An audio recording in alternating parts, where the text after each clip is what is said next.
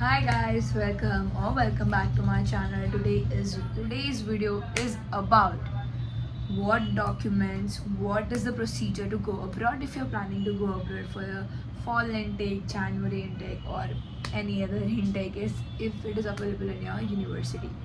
So if you like this video, please give a thumbs up. If you don't like the video, give a thumbs down, but give a fair opinion to this video. And without a further ado, keep on watching this video and don't forget to share it with your friends those who are going abroad this year. And grab a book, grab a snack, whatever you want, and just let's begin with the video. So guys, hello. So we'll start this video. First of all, the AC is very first things first, start with the first procedure. Give it well board exams.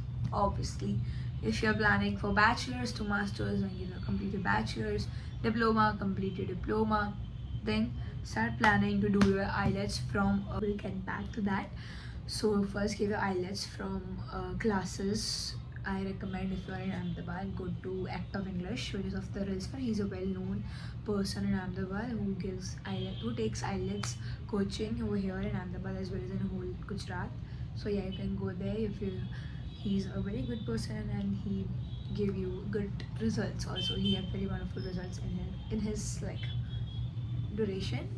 Yeah.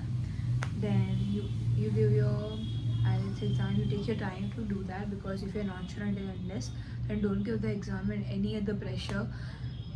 If your sir says so that you're ready, you are good to go. I gave my exam on the 6th of May for speaking, on the 8th of May for listening, writing, and listening, writing, and listening, writing, and reading.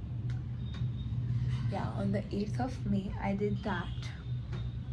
Then you have to wait for almost 5 to 6 days, maximum 7 days.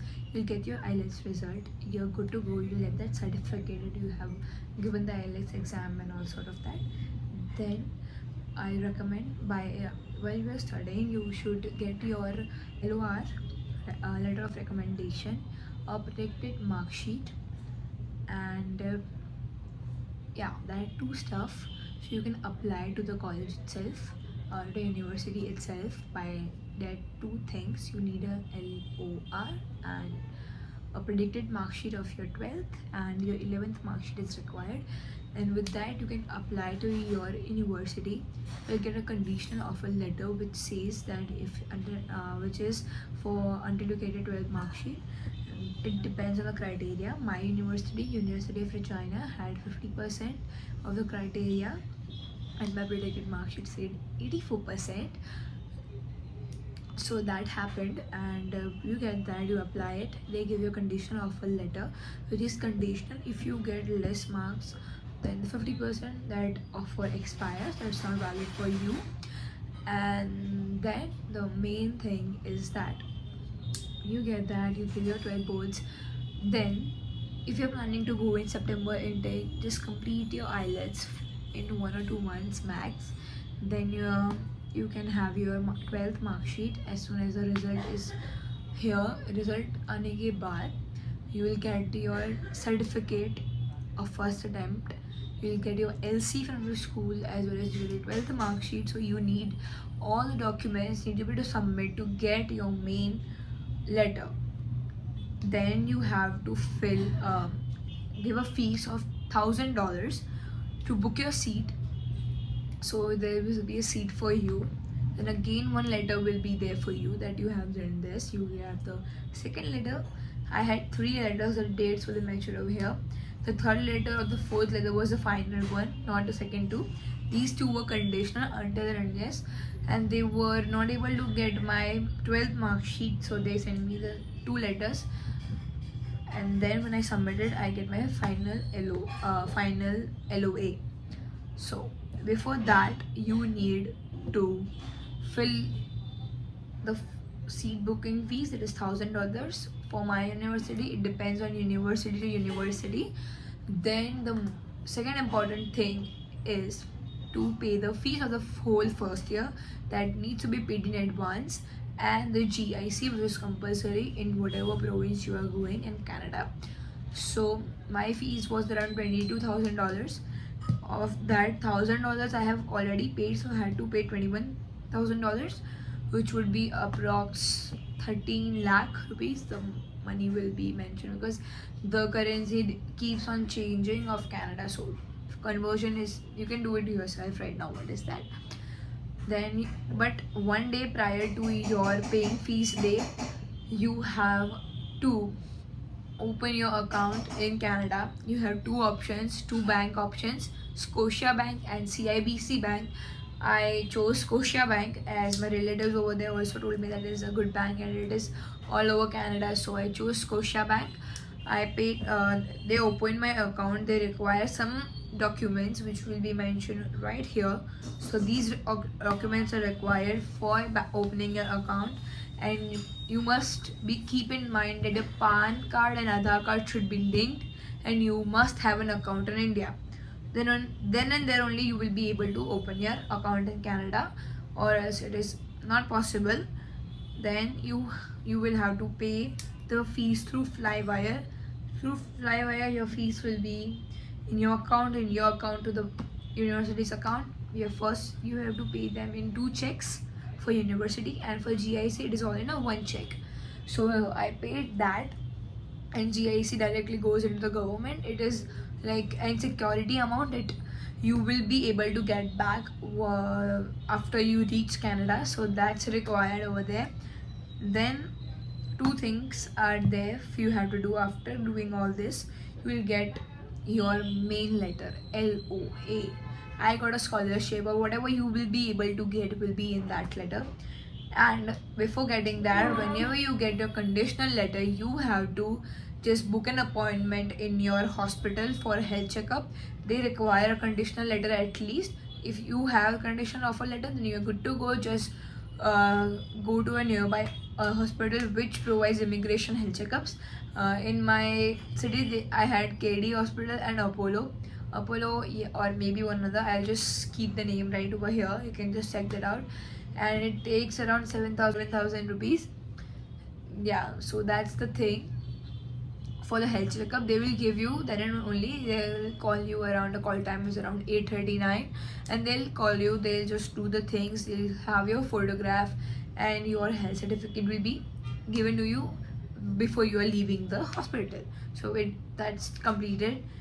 Then you have to do a PAL letter. What is a PAL letter? It is a provincial attestation letter which approves that you are eligible to come Canada, to that province provide you. And for two things you have to do to get the PAL letter: accept the offer, pay the $1,000 deposit, and then you will be able to activate your MyCredits account. What is a MyCredits account? It is, you first get a username, then you will be able to just get your, after getting your username from the university website, there will be options.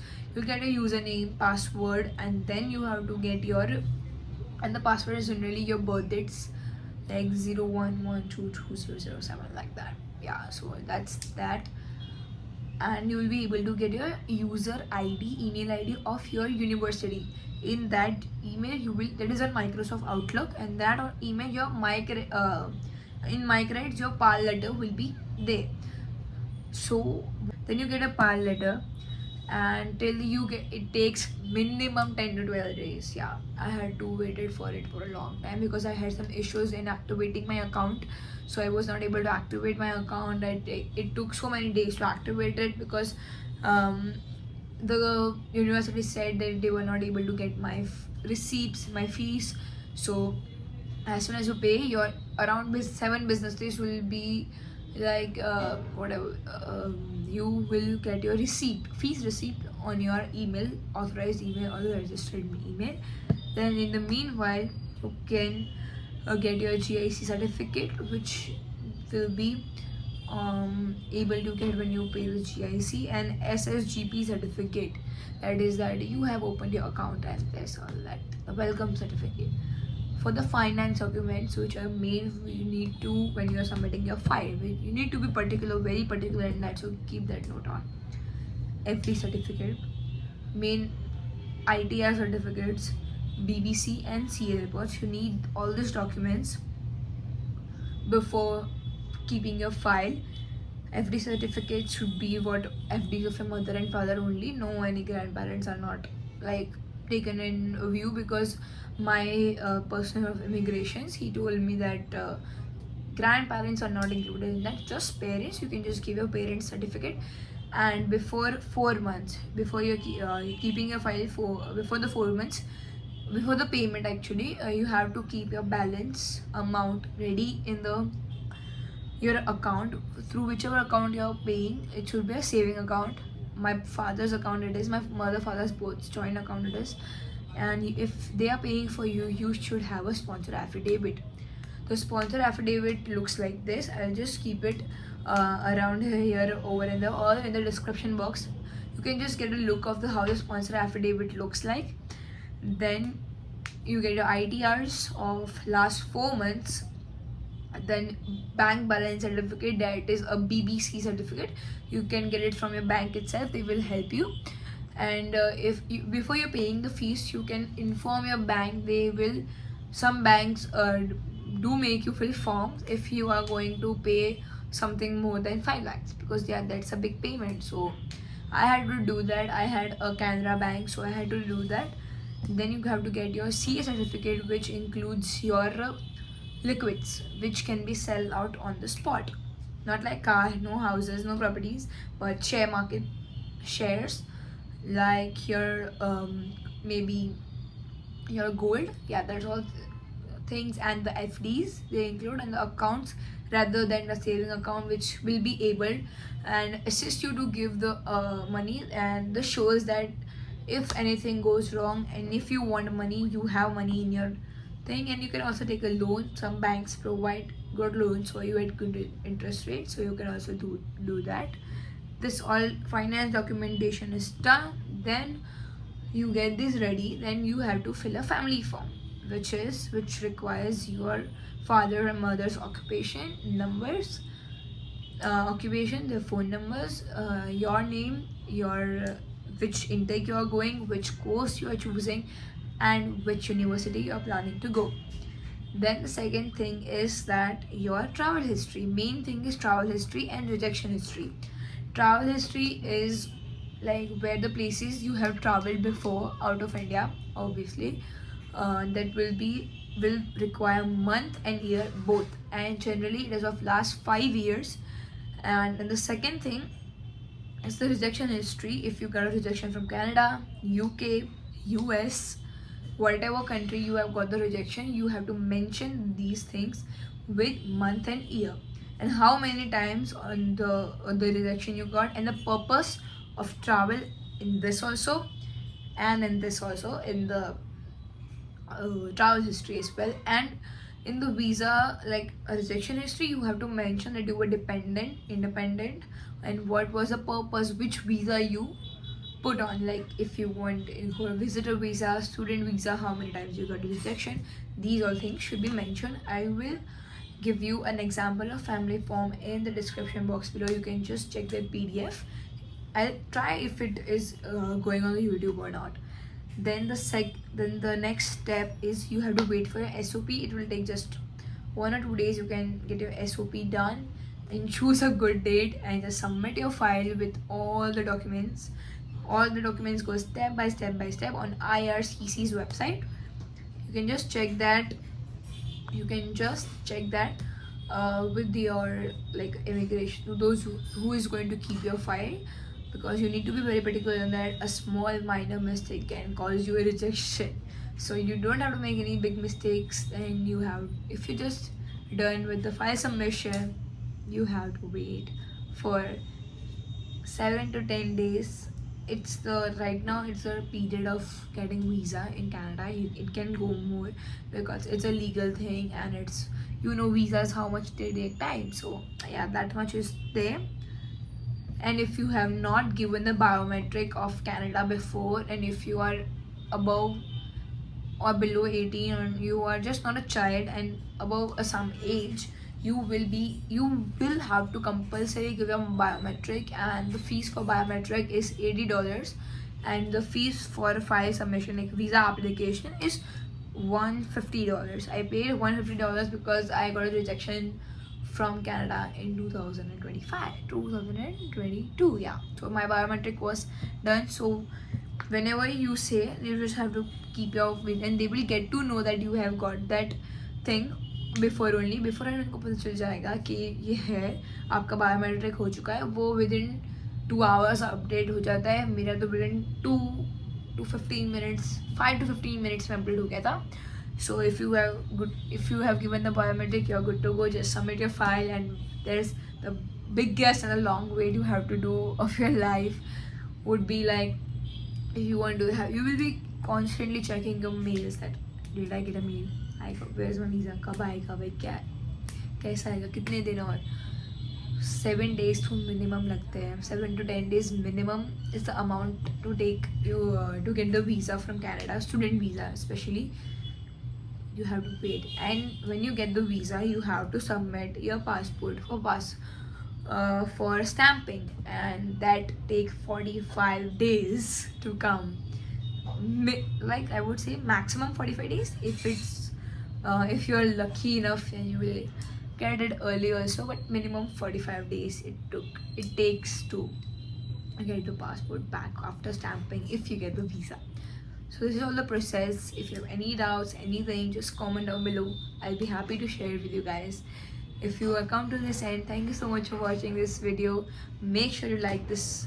We're adding more Canada content and abroad content, so it will be helpful for you because everyone is going right now, Canada, USA, so you need this.